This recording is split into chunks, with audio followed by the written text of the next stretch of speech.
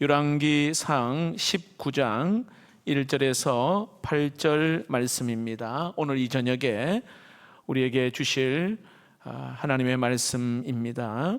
열왕기상 19장 1절에서 8절 말씀입니다. 아합이 엘리야가 행한 모든 일과 그가 어떻게 모든 선지자를 칼로 죽였는지를 이세벨에게 말하니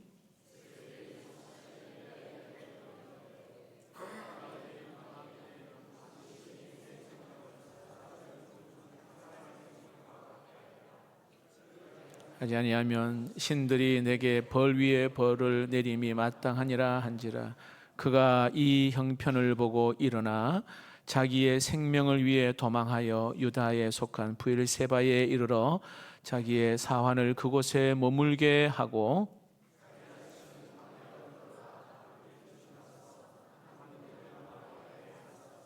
자기가 죽기를 원하여 이르되 여호와여 넉넉하오니 지금 내 생명을 거두시옵소서. 나는 내 조상들보다 낫지 못하니이다 하고 로뎀나무 아래에 누워 자더니 천사가 그를 어루만지며 그에게 이르되 일어나서 먹으라 하는지라. 한 병 물이 있더라. 이에 먹고 마시고 다시 누웠더니 여호와의 사자가 또 다시 와서 어루만지며 이르되 일어나 먹으라. 내가 갈 길을 다 가지 못할까 하노라 하는지라.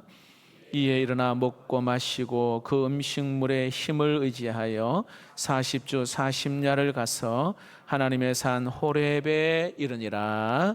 오늘 저는 치유에 대해서 말씀을 같이 나누기를 원하는데 우리는 다 연약함이 다 있어요. 그래서 하나님은 우리가 치유함 받기를 원하고요, 또 치유를 받아서 또 다른 사람에게 치유와 회복을 전달하는 그러한 통로가 되기를 원하거든요. 우리 모두가 내가 먼저 치유를 받아서 또 다른 사람에게 치유를 또 회복을 전달해 주는 그런 자가 되기를 원하고 있거든요. 몇 년 전에 읽었던 피로 사회라고 하는 이 책이 생각이 나는데요. 오늘날 이 사회가 이렇게 왜 이렇게 아픔이 많은가? 오늘날 이 사회가 거기는 이렇게 말해요. 성과주의에 기인하다 보니까 거기에 마음이 많이 다치고 상해 있다, 그렇게 이야기를 합니다. 다시 말하면 이 빠른 시대의 변화 속에서 그 속도를 따라가다 보니까 거기에 막 발맞추어 가다 보니까 나도 모르게 거기에 그냥 몰입되다 보니까 어른은 어른대로 젊은이는 젊은이대로 굉장히 마음이 다치고 아파하는 경우가 많다는 것입니다. 그래서 그 아픔의 정상으로 나타나는 게 뭘까요? 우울증으로 나타나요. 그리고 정서적인 그러한 연약함, 그 아픔들이 나타납니다. 그것이 나중에 심하면은 어떤 약물의 치료를 받아야 될 사람도 많습니다. 참 여러분 아이러니한 게 뭐냐 하면 오늘날 소통은 굉장히 다양한 소통을 우리 하잖아, 그렇죠? 많은 사람들이 SNS를 통해서 그 다양한 소통을 해요. 금방 확인하고 알 수 있습니다. 하루에 여러분 수많은 시간에 여러분 스마트폰을 보면서 소통하잖아요. 버스 안에도 다 스마트폰 보고, 식당에 앉아서 밥 다 스마트폰 보고 있는 거예요. 그런데 역설적으로 인간적인 소통은 없습니다. 그러니까 진정한 소통의 대상이 없다는 거예요. 휴대폰에 전화번호는 굉장히 많은데, 저장한 사람 많은데 막상 내가 힘들고 어려우면 마음 터놓고 대화할 사람이 없다는 거예요. 한번 여러분 생각해 보세요. 여러분 어떻습니까? 진짜 힘들고 지치고 어려울 때 진정 나에게 위로가 되고 또 내 그 힘든 마음을 좀 털어놓고 이야기할 그러한 사람이 과연 얼마나 있는 거예요? 그렇지 못하다 보니까 우리가 안고 있는 이 정서적인 연약함 때문에 때로는 그게 심해지면 우울증이 되고 무력감이 오고 불면증으로 또 찾아오기도 합니다. 이런 시대에 정말 필요한 게 있다면, 다시 말하면 진정한 치유자 되시는 우리 하나님과 친밀한 만남이 있어야 됩니다. 여러분, 어디에서 회복될 수 있는 게 아니에요. 내 마음 아픈 이 상처, 아픈 마음은 바로 하나님께로 나와. 그렇죠? 회복과 치유를 꼭 경험해야 돼요. 예배를 통해, 또 말씀을 통해서, 기도함을 통해서 이 회복과 치유를 경험해야 합니다. 자, 그런 의미에서 교회의 중요한 역할 중에 하나가 바로 치유의 공동체가 되는 거예요. 오늘 우리 왕성교회의 중요한 역할 중에 하나가 하나님으로부터 치유함을 받고, 그리고 또 서로 위로하고, 서로 마음을 만져주고 서로 이렇게 치유하는 공동체가 되기를 주의 이름으로 축복합니다. 우리 왕성의 우리 성도들, 힘들고 어려운 일 속에 상함이 있을 때에 먼저는 하나님 앞에 치유함을 받고, 그리고 성도들과의 그 교제 속에서 위로받고 또 치유받는 치유자의 삶이 되기를 축복합니다. 자, 오늘 읽은 이 말씀은 우리가 굉장히 많이 들었던 말씀입니다. 아마 여러분들도 오늘 목사님 무슨 말씀 하시는지를 이미 감을 잡는 분도 있는데, 그러나 여러분 다 내려놓고 오늘 이 시간에 또 지금 나의 상황 속에서 하나님이 주시는 말씀을 들을 수 있기를 바랍니다. 자, 19장의 말씀은 지치고 탈진해 있는, 스스로 죽기를 구하고 있는 엘리야의 이야기가 여기 나옵니다. 자, 4절을 한번 보시면은 그게 중반에 여호와여 넉넉하오니 지금 내 생명을 거두시옵소서. 나는 내 조상들보다도 낫지 못하나이다. 지금 엘리야가 하나님께 푸념을 합니다. 여러분, 어떻게 보면요, 기가 막힐 일이 아닙니까? 하나님의 선지자가요 죽고 싶다고 말하는 거예요. 여기에 죽여달라고 말해요. 하나님의 선지자가, 요즘으로 말하면요, 아주 위대한 그 어떤 설교자가 여기에 극단적인 선택을 하려고 하는 것과 똑같은 상황이 아닌가 생각됩니다. 여러분, 엘리야가 누구예요? 예수님께서 야고보와 베드로와 요한을 데리고 그 변화산에 올라가 제자들 앞에 변형할 때에, 그때에 그 구약의 대표적인 인물 두 사람을 보여주잖아요. 두 사람, 구약의 율법의 그 대표자인 모세와 선지자의 대표인 엘리야. 그 엘리야입니다. 그리고 오늘 19장인데 바로 앞장 18장에 갈멜산에서 바알과 아세라 850명과 싸워 정말로의 놀라운 승리를 거두었던, 하나님의 능력을 경험했던 엘리야. 뿐만 아니라 엘리야는요, 기도의 사람 아닙니까? 3년 동안 가뭄으로 비가 오지 않을 때에 기도할 때 하늘문을 여셔서 폭우를 내리셨어요. 그래서 아합의 마차보다도 엘리야가요 더 빨리 달려갔잖아요. 그게 대단한 사람이 엘리야입니다. 근데 지금 죽여달라고 하는 거예요. 여러분, 이것이 오늘 우리의 인생과 똑같습니다. 뭔가 강한 것 같아요. 우리의 내 모습을 가만히 보면, 뭔가 대단한 것 같은데, 근데 어려움 앞에 딱 직면하면 쉽게 낙심하고 그냥 주저앉고 싶은 게 오늘 우리의, 지극히 우리의 인간의 연약한 모습을 그대로 보여주고 있어요. 아마 여기에 있는 저와 여러분 다 동일할 것입니다.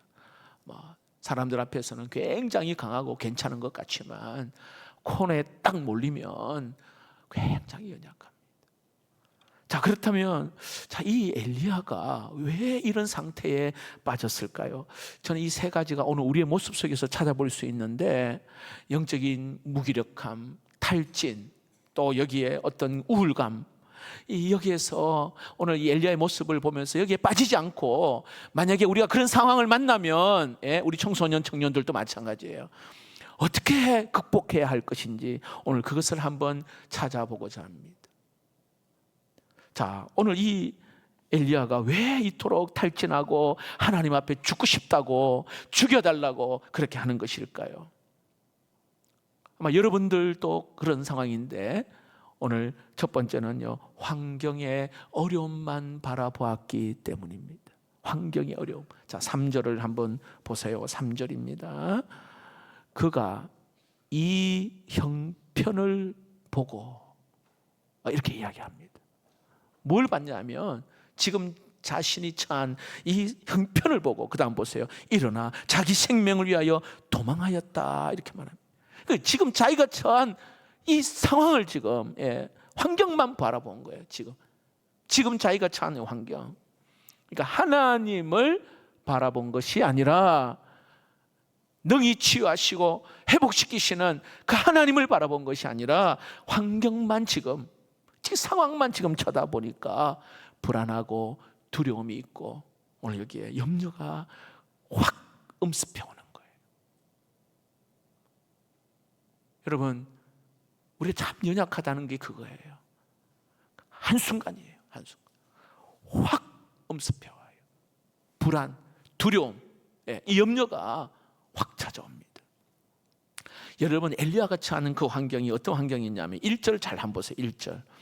아합이 엘리야가 행한 모든 일과 그가 어떻게 모든 선지자를 칼로 죽였는지를 누구에게 말했다고요?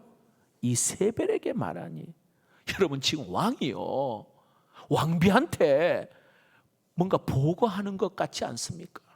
아합이 지금 이세벨에게 어떻게 선지자 죽이니 그 이야기하는 거예요. 어떤 분은 이 아합은 전형적인 경처가다, 이렇게 말하기도 합니다.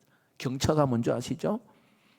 아내를 아주 두려워하는 남편을 경처가. 어떻게 보면 아내 앞에서 지금 벌벌 기는 거 모습이에요. 그래서 그 사건의 전말을 지금 그 아내 이세벨에게 다 이야기하고 있습니다.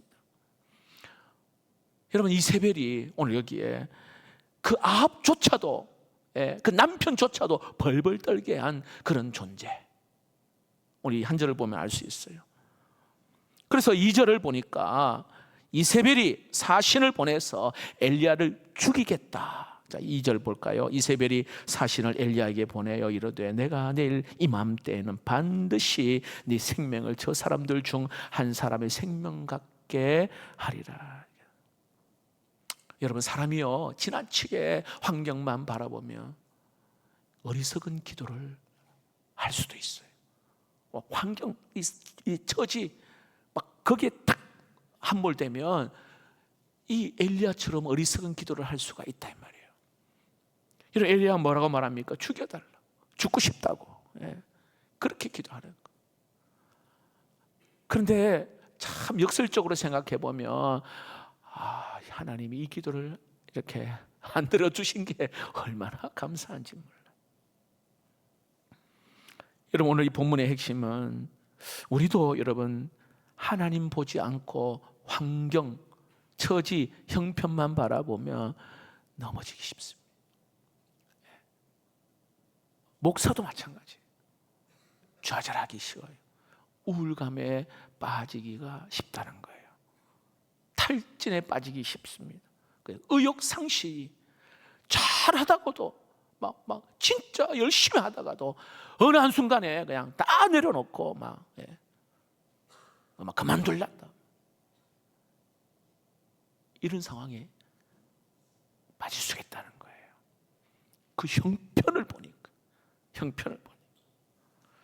여러분, 환경을 보면 낙심할 요소, 불안한 요소, 때로는 두려워할 요소들이 굉장히 많습니다. 상황을 보고, 형편을 보면요. 그렇지만 우리 성도들은 환경만 보고 사는 자들이 아닙니다. 환경 너머에 살아계시고 능력 많으신 그 하나님을 바라보고 살아가는 자인 줄로 믿습니다. 그래서 그럴 때에 우리의 연약함에서 벗어날 수 있고, 우리 어떤 그런 우울감에서 벗어날 수가 있는 거예요. 무력감에서 벗어날 수가 있는 거예요. 그 환경 너머에 그 전능하신 그 하나님, 아마 선교를 다녀오고 또 이렇게 기도의 능력을 경험하신 분은 다 하나님 어떠한 분이신지를 우리는 보잖아요. 자, 오늘 이 엘리야는 오늘 형편, 그 환경의 어려움만 보았기 때문에 오늘 그가 탈진합니다. 두 번째로 지금 오늘 탈진한 이유는요, 육신적인 어려움 때문이에요. 육체적인 그 어려움, 힘든. 오늘 보니까요, 지금 엘리야는 육체적으로도 굉장히 힘든 상황이에요. 자, 앞뒤 문맥을 보면, 자, 이스라엘 그 팔레스타인 그 중부 지역에 저 남쪽 그 부엘세바까지 내려왔다. 오늘 성경 그렇게 말하잖아요. 부엘세바 3절에 부엘세바까지. 그리고 거기서 또 그다음 보세요. 4절에 자기 자신은 광야로 또 들어갔다 이 말이에요. 한 200km 정도로 이야기해. 200km. 그러니까 이세벨에 죽이겠다는 이 말을 듣고요, 도망하다시피 또 뛰어가고 막 때로는 걸어가고, 완전히 육체적인 그 소진이 일어난 거예요. 육체적으로 기력이 완전히 빠진 상태. 자, 그런 상태의 5절을 한번 보시면 엘리야가 로뎀나무 아래에 누웠다 이렇게 말해요. 여러분, 로뎀나무 하면 우리가 흔히 와 뭔가 뭐 가지가 많고 막 풍성한 나무 이렇게 생각할 수 있는데 전혀 그렇지 않아요. 이 광야의 로뎀나무는 관목의 한 일종인데 그저 그냥 머리 좀 그늘에 쉴 정도, 이 정도가 로뎀나무예요. 예. 막 아주 뭐 그늘이 있고 그게 아니에요. 예. 그러니까 완전히 그냥 녹초가 되고 그냥 진액이 빠진 그런 상태, 육체적으로 그런 상태예요. 여러분, 사람도요, 그 육체의 그 능력에 한계가 있잖아요. 예. 물론 하나님은 때로는 육체의 한계를 뛰어넘는 은혜도 주시기는 하지만 그냥 보편적으로 일반적인 어떤 그런 섭리 가운데 우리는 살아갑니다. 무슨 뜻이냐면 밥 먹지 않고 때로는 잠자지 않고, 그러면 굉장히 피곤하고 그리고 약해지고 무너지고, 그렇다는 거예요. 그래서 여러분, 그 출애굽기 20장에 보면 10계명이 나와 있는데 그 10계명의 말씀 가운데, 자, 살인하지 말라, 간음하지 말라, 도둑질하지 말라, 이 계명들은 딱 한 절이에요. 한 절, 딱 그냥 한 절. 그런데 여러분, 4계명이요 무려 4절이나 돼요. 4절. 물론 뭐 길이가 길다 해서 뭐 그거 다 좌우하는 것은 아니지만 4계명이 뭐냐면 안식일에 대한 계명이 안식. 그만큼 여러분 이 안식이 중요하다는 것을 이야기하는 겁니다. 자, 그런 의미에서 여러분, 우리는 일할 때는 열심히 일하지만 또 우리 이제 휴가도 있고 쉴 때는요 진짜 잘 쉬어야 하는 거예요. 예. 그 일 중독에 빠진 사람은 뭘 안 하면 불안해. 제가 한때는 일 중독에 빠져요. 지금도 그런 증세가 좀 있어요. 예. 미국 가 있는데도 다음 주에 말씀은 뭘 전할까? 계속 이거는 뭐 그만둘 때까지 이거는 뭐 계속 생각해야 되고,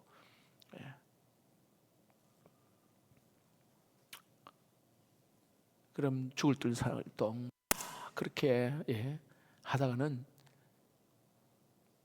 빨리 죽습니다. 그 하나님은 여세 동안 힘써 일하고 제7일은 안식하라 말씀하셨잖아요. 다시 말하면 일과 안식의 이 균형이 이루어져야 됩니다. 균형. 건강한 육체, 건강한 그 정신, 그래야 건강한 신앙생활을 할 수가 있다. 이게 안식하는 법을 이야기하는 겁니다. 그 찰스 스펄츠 목사님이 그런 이야기를 했어요. 여러분, 짐을 끌고 가는 그 가축 있잖아요. 짐을 끌고 가는 가축이라 할지라도 때로는 풀밭에 쉬어야 한다.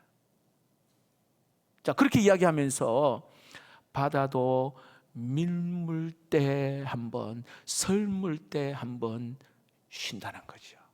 바다도. 그리고 겨울에는 땅도 몇 개월 동안 쉰다는 거죠. 자, 짐승도 쉬고 바다도 쉬고 땅도 쉬는데 하나님의 그 대사를 하나님의 대사로 파송받은 이 사람은요, 이 쉬어야만이 뭔가 원기 회복으로 또 달려갈 수가 있다는 것입니다.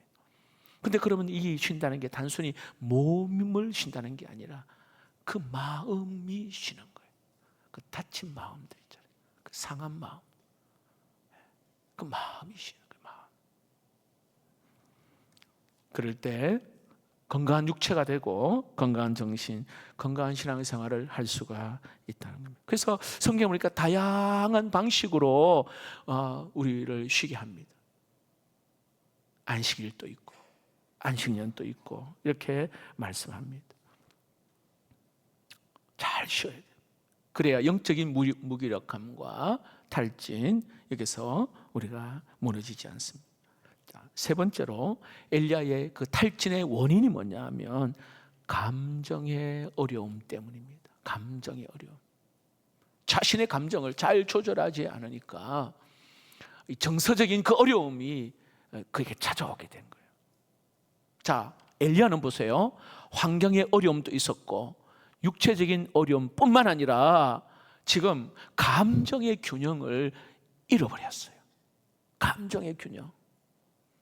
엘리야가 이런 표현을 합니다. 자기만 혼자 남았다. 근데 사실 안 그렇잖아요. 예. 여기에 엘리야 혼자 남은 게 아니에요. 그 자신은 그렇게 느껴지는 거예요. 예. 그래서 하나님 앞에 한탄한 거예요. 나 혼자 남았다고. 예. 여러분 10절 한번 볼까요?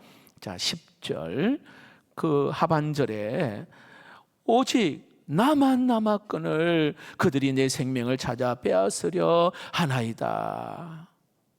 여러분, 엘리야 혼자 남았습니까? 그 엘리야를 도우는 바알에게 무릎 꿇지 않은 몇 명요? 7,000명이 남은 자들이 있단 말이에요. 7,000. 여러분, 느낌으로 오는 이 감정은 사실 여러분 그러니까 사실과 다를 때가 굉장히 많아요. 이게 느낌으로 오는 감정, 이게 사실과 다를 때가 굉장히 많습니다. 감정에 너무 지나치게 그게 사로잡히다 보면 그 사실에 대한 분별력도 잃어버리고 너무 감정에 마음 뺏기다 보니까 객관적으로 사실을 제대로 보지를 못합니다. 우리는 자주 이게 느끼는 대로 살아가는 모습이 굉장히 많아요. 그냥 감정대로 말이에요.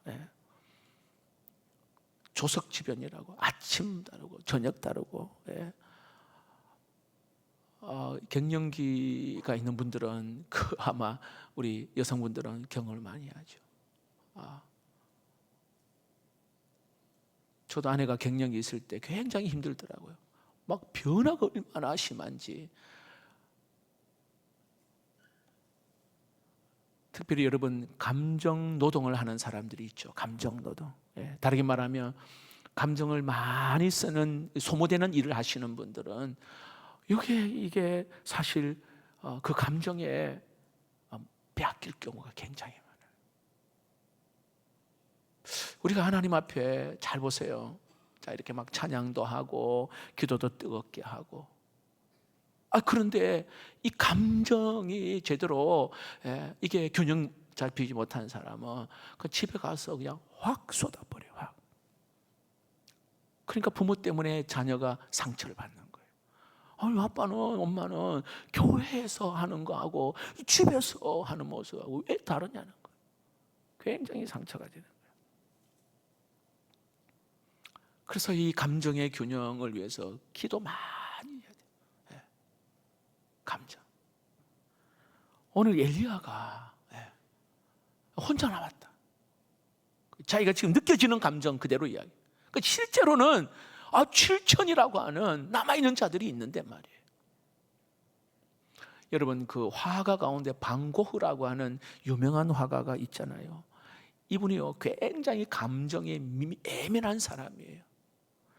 특별히 그가 그 그린 그 그림은요 색채감이 굉장히 탁월합니다. 감탄할 정도로 이 그림을 보면 아주 아름다운 작품들이 굉장히 많습니다. 예. 이 색감이요, 이게 남들이 잘 쓰지 못한 그런 색감의 그런 그림들이 굉장히 많아요. 근데 이분은요, 감정을 조절하지 못해가지고요, 감정에 사로잡히다 보니까요, 예? 자기가 자기 귀를 잘라버려요. 잘 아시죠? 예, 방고. 그리고 결국은 그냥 총으로 스스로, 예, 예, 그냥 자기 총으로 쏴버렸어요. 그래서 여러분, 내가 하나님 앞에 또 주의 일을 하고, 예, 또 아버지로서, 어머니로서, 예, 예, 그리고 그리스도인으로서, 하나님의 자녀로서 그대로 이 감정의 균형을 이루어야, 감정 느낌으로 사는 게 아니라 감정으로 사는 게, 이게, 예, 그래 가정에서 그대로 균형 잡힌, 예, 그러기 위해서 기도를 굉장히 많이 해야 돼요. 조나단 에드워드는 은혜로운 감정을 가져야 한다, 이런 이야기를 강조했어요. 따라해 봅시다. 은혜로운 감정을 가져야 한다. 은혜로운 감정이라는 것은 막 뜨거울 때 막 불과 같이 뜨거운 그 이야기를 하는 게 아니에요. 예. 찬양할 때는 뜨거운데, 예, 삶에서 그냥 그 뜨거움과 별개의 삶을 말하는 게 균형 잡힌 감정을 이야기하는 거예요. 은혜로운 감정은 균형 잡힌 감정. 예. 예배 때 기도할 때는 막 뜨거운데 모든 걸 다 할 수 있을 것 같은데, 집에 가서는 아이가 조금만 성질을 돋고 오면 그냥, 예, 감정을 조절하지 못하는 경우. 이런 불균형적인 감정의 사람들은 주변 사람들을 굉장히 힘들게 하지요. 예. 좀 전에 말씀드린 것처럼 부모님들이 쏟아낸 이 불균형의 감정 때문에 이 자녀의 그 마음에 상처가 되고, 예, 아픔이 되는 거예요. 오늘 여기에 그 엘리야, 예, 엘리야, 하나님께서 오늘 그의 이게 이 감정을, 오늘 그가 감정의 그 어려움을 때문에 그가 탈진한 이유를 오늘 여기에 말씀하고 있습니다. 자, 근데 하나님은요, 참 좋으신 하나님인데 엘리야를 그냥 두지 않았어요. 오늘 저와 여러분도, 예, 내가 하나님의 자녀인데 하나님 그냥 우리를 그냥 두지 않아요. 찾아오셔서 고치시고 치유하시는 거예요. 자, 하나님께서 어떻게 엘리야를 고치십니까? 하나님의 치유 방법이 여기에 있어요. 한번 따라해 볼까요? 세미한 음성을 들려주심으로 엘리야를 회복시키셨습니다. 자, 이걸 다른 말로 말하면 말씀을 통한 그 치유입니다. 말씀을 통한 치유. 자, 우리 11절, 12절을 같이 한번 읽어봅시다. 11절, 12절입니다. 같이 읽어볼까요? 시작. 여호와께서 이르시되 너는 나가서 여호와 앞에서 산에 서라 하시더니 여호와께서 지나가시는데 여호와 앞에 크고 강한 바람이 산을 가르고 바위를 부수나 바람 가운데에 여호와께서 계시지 아니하며 바람 후에 지진이 있으나 지진 가운데에도 여호와께서 계시지 아니하며 또 지진 후에 불이 있으나 불 가운데도 여호와께서 계시지 아니하더니 불 후에 세미한 소리가 있는지라. 하나님의 그 처방이요 굉장히 독특합니다. 예. 바람, 지진, 불, 이거 다 이거 아니라 지나간 후에 세미한 소리, 세미한 음성으로 영적인 침체에 빠진 그 엘리야를 회복시켜 주세요. 세미한 소리로. 여러분, 예수 그리스도를 구주로 고백한 사람에게는 오늘 여기에 이처럼 그 세미한 하나님의 음성, 그걸로 우리의 마음을 터치하시고 치유하시고 회복시키는 역사가 반드시 있음을 믿으시기를 축복합니다. 하나님의 자녀에게 주님을 구주라고 고백, 나의 주인님이라고 고백하는 자에게 하나님의 셈의 음성을 들려주셔요. 그래서 우리에게 진짜 필요한 것은 늘 주님의 음성 듣기를 사모해야 돼요. 이게 굉장히 우리가 가져야 될 중요한 자세예요. 특별히 지치고 힘들고 어려울 때에, 아니 마음이 상할 때일수록 하나님의 세미한 음성을 들어야 돼요. 세미한 음성. 다시 말합니다. 뭘 해야 되느냐? 말씀을 펴야 되는 거예요. 말씀을 집중해서 들어야 되는 거예요. 오늘 그 이야기하는 겁니다. 왜냐하면 우리 인생을 근본적으로 치유하고 고치시는 분은 바로 말씀이에요. 하나님은 말씀이시잖아요. 우리에게 찾아오시고 고치십니다. 그래서 여러분, 저녁이 되면 그 하루 종일 그 스마트폰 이제 방전된 거 대부분 다 그냥 충전하잖아요. 스마트폰 충전하잖아요. 그렇게 하듯이 우리는 날마다 이게 주의 세미한 음성, 하나님의 말씀 듣고 곱씹어서 묵상하고, 그래서 내 영혼을 충전시켜야 돼. 말씀으로. 만약에 그렇지 않으면 교회에서는요 굉장히 봉사도 많이 하고 막 때로는 막 진짜 열심히다고 말하는 사람인데 충전이 안 되잖아요. 그럼 방전돼 버려요.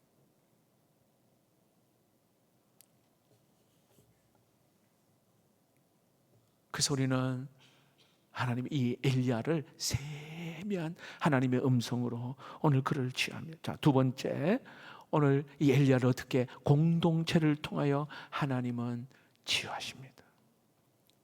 세미한 음성뿐만 아니라 자, 공동체, 우리 사랑방이나 전도회나 우리 각 부서에, 봉사 부서에 그를 통해서 여기 치유하신다.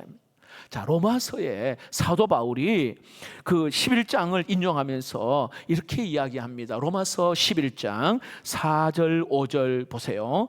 그에게 하신 대답이 무엇이냐? 내가 나를 위하여 바알에게 무릎 꿇지 아니한 사람 7,000명을 남겨두었다 하셨으니 그런즉 이와 같이 지금도 은혜로 택하심을 따라 남은 자가 있느니라. 너 혼자라고 생각하느냐? 7,000명이 있다. 오늘 그 이야기예요. 그런즉 이와 같이 지금도 은혜로 택하심을 따라 남은 자가 있느니라. 할렐루야. 네. 은혜로 택하심을 여기에 받은 사람들이 우리와 함께 있다는 거예요. 내 옆에 왕성 공동체, 우리 왕성의 우리 성도들이 우리와 함께 있다는 거예요. 혼자 아니에요, 여러분. 혼자 아닙니다. 그래서 이 사랑방이 굉장히 중요해요.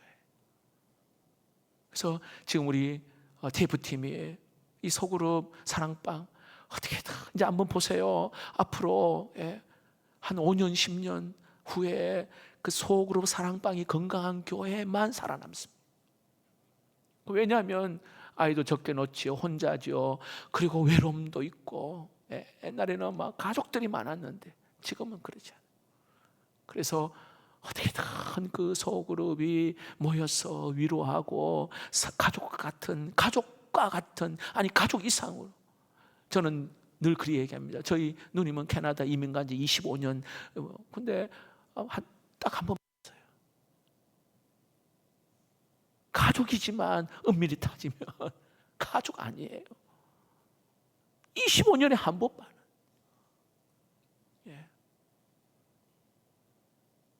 근데 내 옆에 우리 성도들은 가족 이상으로 매일 보기도 하고 일주일에 또 몇 번 보기도 하고 가족이에요. 가족 같은 그런 공동체.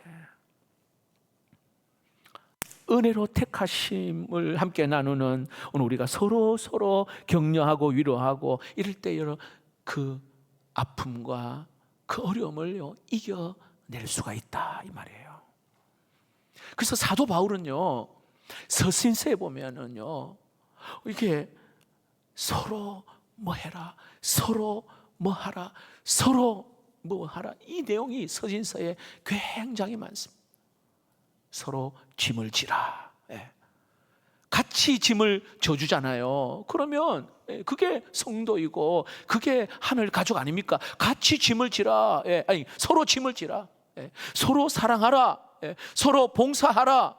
그 말씀, 서로 용서하라, 서로 섬겨라, 서로 용납하라. 이 말씀이 굉장히 많아요. 여러분, 혼자 힘으로는 일어서지 못할 때가 많습니다. 혼자 힘으로 치유를 받고 회복하는 거 힘듭니다. 누군가가 도움을 받아야 빨리 그 자리에서 빨리 일어설 수가 있습니다.